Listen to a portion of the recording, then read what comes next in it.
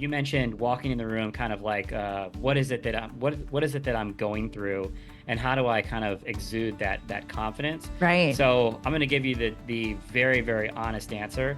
My confidence comes from two things. It comes from failure. I have failed mightily. I have, I'm not trying to make this, don't bring out the tiny violin. I'm a very fortunate person.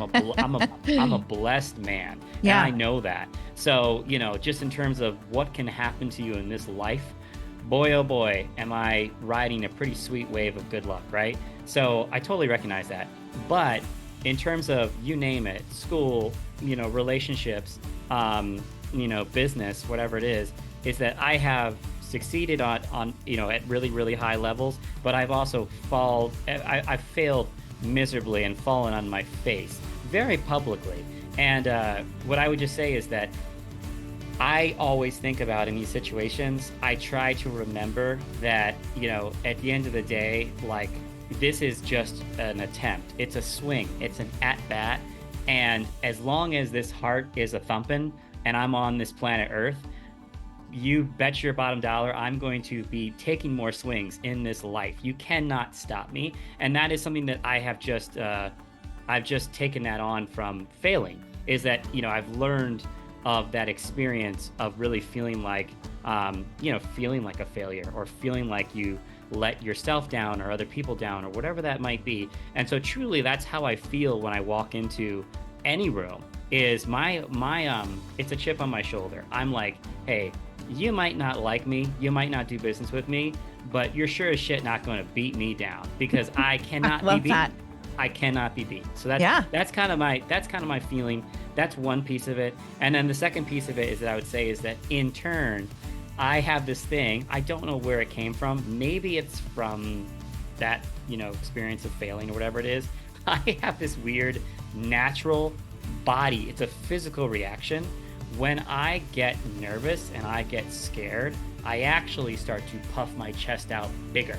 And I start to I'm almost like, I'm thinking of like shadow boxing here. Yeah. That's actually honestly, I think a pretty apt analogy, is that, it's like when you talk about, when you hear about interviews, or you listen to interviews with anybody who's a fighter, MMA, boxing, whatever it is, and they talk about a big fight, and they talk about throwing up in the bathroom stall before the fight, and you're like, how do you do that? And then you make this walk to the ring where the lights are on, right? And you got whatever it is, and it's like, whatever that is that a boxer channels, I also try to channel that same thing, where it's like, as the lights get brighter, I'm gonna puff my chest out more, and just sort of exude that confidence, which I love this term. I always try to think about it: irrational confidence. Confidence when rational minds is telling you shouldn't be confident. Right.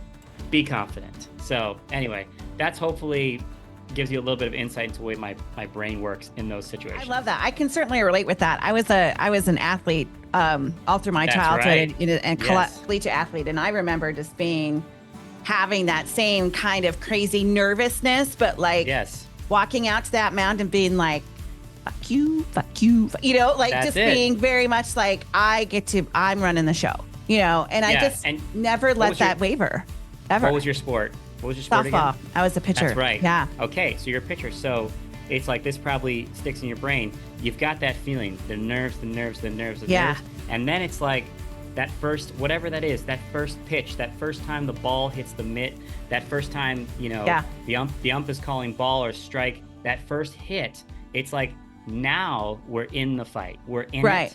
And it's like, we're in the zone, but it's totally appropriate. Like, to me, it means you're alive. Like, you should be fucking scared, because you're in the fight. Right. And when it's like, I don't want to not be in the fight. That's what I like to think about, That's exactly right. That's death to me. So anyway. Absolutely. For me, it was the second I stepped into the field. So out of the dugout into field, it was just kind of like, there you go. Yeah. I don't know if you ever saw the movie For the Love of the Game with Kevin Costner, but he's on the mound and he says, clear the mechanism. And it just shows everything just going. Yep. And it doesn't make any sound. And it's just him and the catcher, and he's in the zone, and he's owning a space. And so, like, the first time I saw it, I was like, I could so resonate with that. You know, it didn't matter the heckles or the crowds or whatever. It was just kind of like, I'm here to kick your ass. That's why I'm here. That's it. That's it, right? You think of softball, you think of baseball, right? Yeah. A phenomenal batting average is like what? If you're batting 400, like that is like you are shooting, you are shooting the absolute lights out, right? Right. I guess you're still failing way more than you're succeeding, right? And 100%. So there's something to be said about that too, where it's like it's all part of it. So when I think about making a pitch, as I walked in the room with all of you, you know, I'm looking at this like ragtag bunch of go-getters, and my thought is that all I'm seeing is I'm seeing people that are 100% bought in, and that's the piece. That's where I start to puff my chest out more. If you guys were like, you know, ho-hum about it, and you're like, hey, listen, buddy, yeah, sure, I'll be a part of your pitch, but I have these other things. Like, you know, that's commonly something you experience when you do, when you're in my position, business development, you go to do one of these site visits, right? You'll go and this is going to be inside baseball stuff for anybody who's actually BPO. Anybody who's not is going to be like, I do not care about this, do not understand what we're talking about. But, you know, I always experience that as like for TaskUs, right? I'd fly out to the Philippines and I'd go to a site and I'd meet with the team. And within seconds, I can tell who was like, I want to help you and this company win this business, right? Like you could see that and you could feel that. It's like they got the memo and they consider that to be something that they want to take ownership of. Versus the other response that I would get is the occasional person would be like, buddy, you're just a part of my day. I'm going to do this as an obligation. You want me to come in here and talk InfoSec? You want me to, it's not a shot at InfoSec, by the way, people. Yeah.